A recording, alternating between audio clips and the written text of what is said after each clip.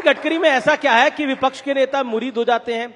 मैं पीछे अखबार में पढ़ रहा था कि सोनिया गांधी ने आपकी तारीफ कर दी, ऐसा क्या है? देखिए, ये मुझे भी आश्चर्य है क्योंकि पार्लियामेंट में जब मेरे डिपार्टमेंट पर 75 सांसद बोले अलग अलग पार्टी के, सबने मुझे धन्यवाद दिया, सबने अभिनंदन किया, तो मुझे भी आश्चर्य लगा। तो एक तो सीधी बात यह है कि जो कानूनी काम है, नियम के अनुसार है, वो सबका होना चाहिए, और गलत काम होगा तो अपने का भी नहीं होना चाहिए। तो मैं रोड बनाता हूं तो एक कॉन्स्टिट्यूशन में रोड बनाओ और दूसरों को छोड़ दूं, ऐसा तो नहीं होता। तो जो भी लोग मेरे पास समस्या लेकर आते हैं, मैंने सबका काम करने का प्रयास किया, तो उसके कारण उनके मन में उसका समाधान है, यही शायद उसका कारण होगा। एक चीज जो आप में नहीं बदली, जो मैंने आपका पहली बार इंटरव्यू किया था साल 2011 में, जो मुझे ध्यान में आता है, मुंबई में आपके घर पे, और आप तब राष्ट्रीय अध्यक्ष बने थे भारतीय जनता पार्टी के, तब भी आप बेबाक थे और अब भी आप बहुत बेबाक हैं।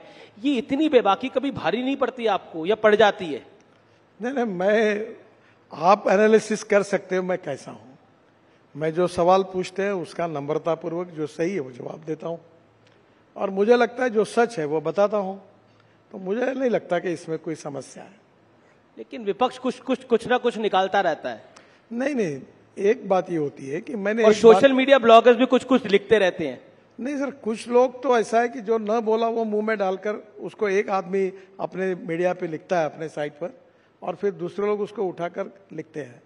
तो सही में किसी ने जो बोला है उसके डिटेल में जाना चाहिए, देखना चाहिए, और फिर उसके ऊपर प्रतिक्रिया देनी चाहिए। एक सवाल जो मैं आपसे पूछना चाहता हूं कि आप बेबाक हैं तो प्रधानमंत्री के सामने भी बेबाक रहते हैं, गृह मंत्री अमित शाह के सामने भी बेबाक रहते हैं? नहीं, निश्चित रूप से जब बातचीत होती है तो नम्रतापूर्वक अपनी बात प्रधानमंत्री सबसे सुनते हैं और तब रखते हैं, कोई अर्थ में अड़चन नहीं होती। मैं भी पार्टी का अध्यक्ष रहा, मेरे पास भी सब लोग उस समय अपनी बात रखते थे। तो हमारी पार्टी की एक पद्धति है जी, और उसमें सब अपना विचार रखते हैं, और अंतिम निर्णय फिर जो होता है सब मिलकर, या फिर प्रधानमंत्री या अध्यक्ष जो होंगे नेता, वो जो कहते हैं वो निर्णय होते हैं, उसमें आगे जाती है पार्टी। अब मैं आपको एक ये बहुत हेडलाइन स्टोरी रही, उद्धव ठाकरे का एक बयान, मैं वो मराठी में बयान है वो मैं आपको सुनवाता हूं और आपसे उसका रिएक्शन लेता हूं। उद्धव ठाकरे ने आपके बारे में, आपके विषय पे क्या बोला, आइए एक बार सुन लेते हैं। उद्धव ठाकरे का बयान। युतीमध्ये जे मेहनत करत होते त्या नितीन गडकरींचं नाव त्याच्यामध्ये नाही।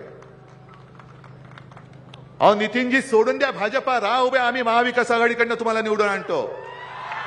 दाखवा महाराष्ट्राचं पाणी, दाखवा महाराष्ट्राची धमक, दाखवा महाराष्ट्र दिल्ली समोर कधी झुकला नाही। अब नितिन जी कह रहे हैं कि आइए आप, हम आपको एमवीए से टिकट दे देंगे, महाराष्ट्र दिल्ली के आगे कभी झुकता नहीं है। देखिए, पहली बात तो यह है जी कि पार्लियामेंट्री बोर्ड की जब मीटिंग हुई तो मध्य प्रदेश, गुजरात और उत्तर प्रदेश के पदाधिकारियों के साथ चर्चा होकर निर्णय होगा। अब मैं महाराष्ट्र से लड़ता हूं तो मेरे महाराष्ट्र के प्रदेश के पदाधिकारी आकर उनसे चर्चा ही नहीं हुई थी, तो पहले लिस्ट में स्वाभाविक रूप से मेरा नाम आने की संभावना नहीं थी जी। अब दूसरे लिस्ट में नाम आया। मैं भारतीय जनता पार्टी का कार्यकर्ता हूं, लड़ूंगा तो भारतीय जनता पार्टी से ही लड़ूंगा, दूसरे कोई पार्टी में जाने का सवाल ही नहीं उठता। और इस प्रकार की ऑफर भी हास्यास्पद है, क्योंकि मैं अपने पार्टी के साथ जुड़ा हूं, विचारधारा के साथ जुड़ा हूं, इसी पार्टी में रहूंगा और इसी पार्टी में काम करूंगा। जी,